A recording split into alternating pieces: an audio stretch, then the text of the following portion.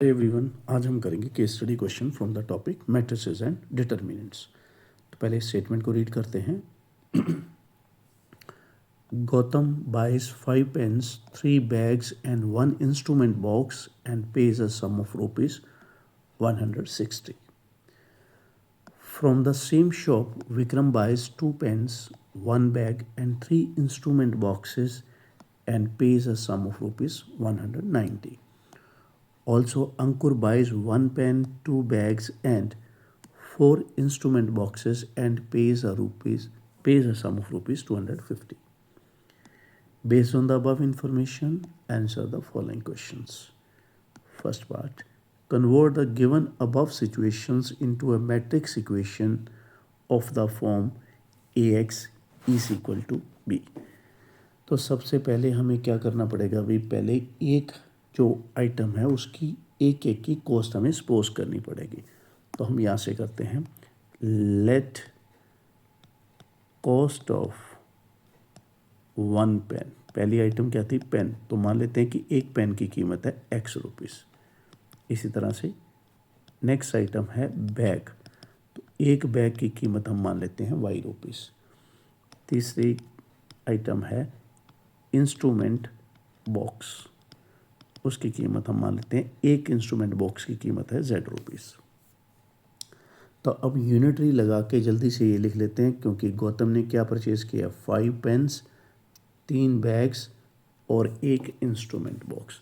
तो ये आ जाएगा 5X रुपीज़ लगेंगे पेन खरीदने में, 3Y रुपीज़ लगेंगे बैग खरीदने में और Z रुपीज़ लगेंगे इंस्ट्रूमेंट बॉक्स खरीदने में। और गौतम का टोटल बिल कितना बना है, 160। इसी तरह से हम बिल बनाएंगे विक्रम का। ठीक है, विक्रम ने क्या खरीदा है, 2 पेन, ये लग गया, एक bag Y, 3 instrument box 3Z। कितना बिल बना है, 190। ठीक है, ये हो चुका है।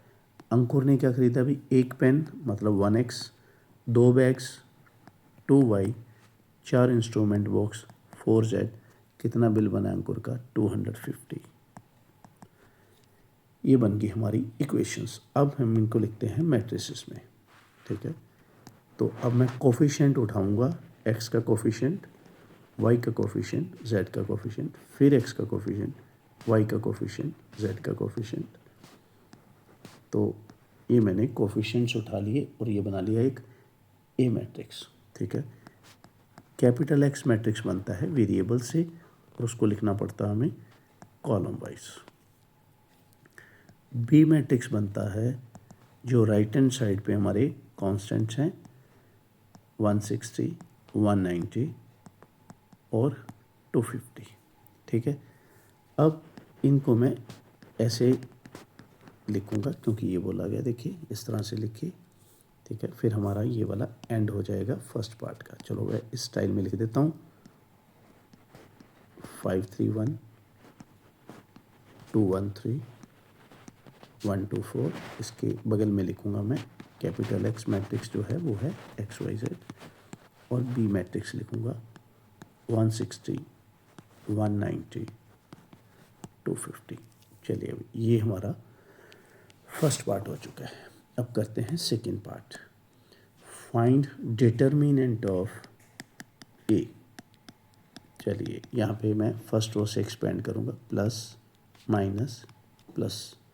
तो ये मैं लिखूँगा 5, ये आएगा 4 - 6 -3 8 -3 देन +1 4 -1 5 × -2 -3 × 5 1 × 3।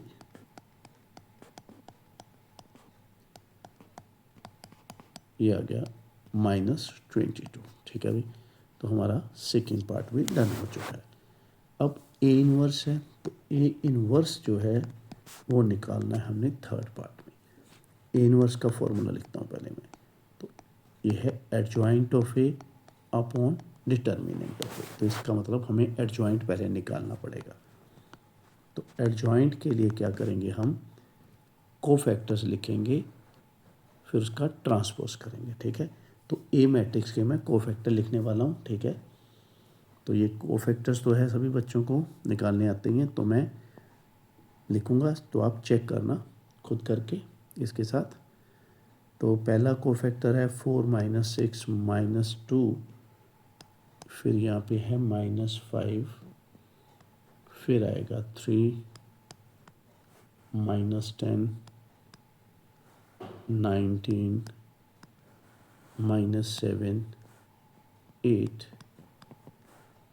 -13 और -1, ठीक है। कोफैक्टर निकालें, अभी ट्रांसपोज अभी बाकी है।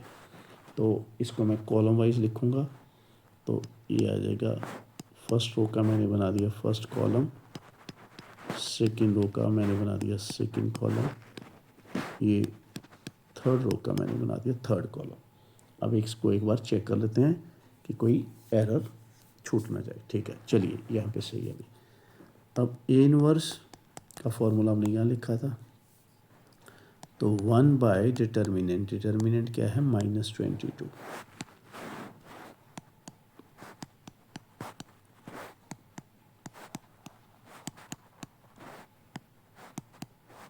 ठीक है भाई, ये है। अब -22 है, आपकी इच्छा है, अगर आप इसको अंदर मल्टीप्लाई करना चाहते हो तो कर सकते हो, नहीं तो यहाँ तक भी ठीक है। चलो मैं एक बार लिख देता हूँ, ये मल्टीप्लाई करके ये बन रहा है, देखिए ये है, ये बन गई टर्म, ये बन गई है। इसमें कुछ ज़्यादा समझने वाला है नहीं, because it's a very simple operation, तो इसको तो सिर्फ लिखना ही नहीं, ये ठीक है।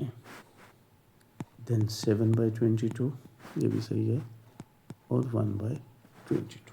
तो इस तरह से एक बार एंट्रीज को हम देख लेते हैं अच्छी तरह से, कि कोई भी एंट्री गलती से इधर उधर ना लिखी जाए। चलिए ठीक है भैया, तो ये हमारा हो चुका है थर्ड का ए पार्ट।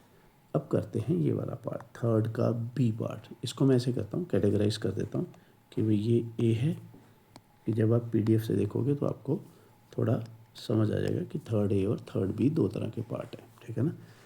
तो अब ये थर्ड बी करने वाला हूँ मैं।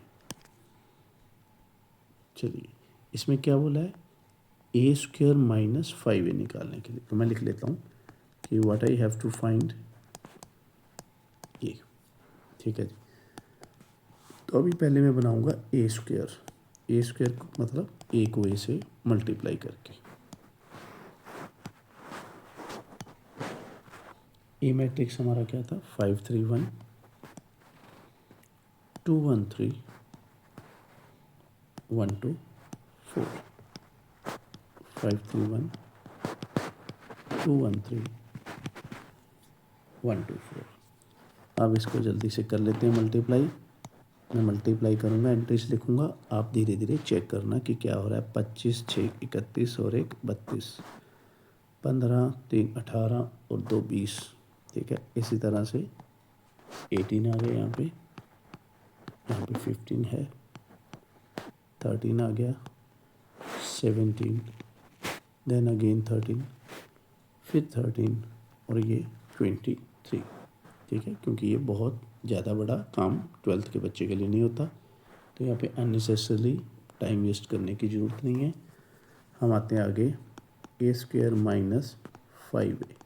अब A² क्या है जो अभी हमने निकाला है, ये 32 20 18,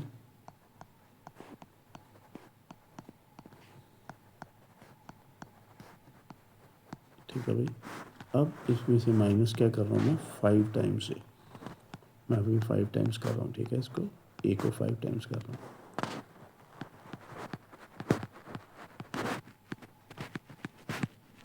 अब इनको कर लेते हैं जल्दी से सब्ट्रैक्ट।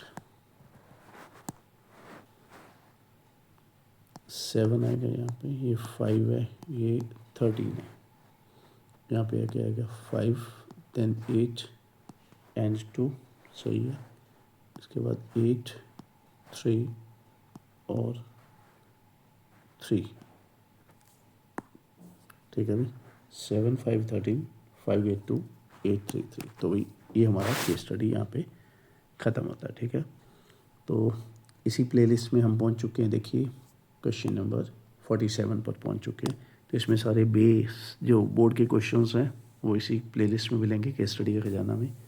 क्वेश्चन बैंक भी करेंगे हम धीरे धीरे इसी में ऐड, तो काफ़ी सारे क्वेश्चन हो जाएंगे बोर्ड के लिए, they are more than enough.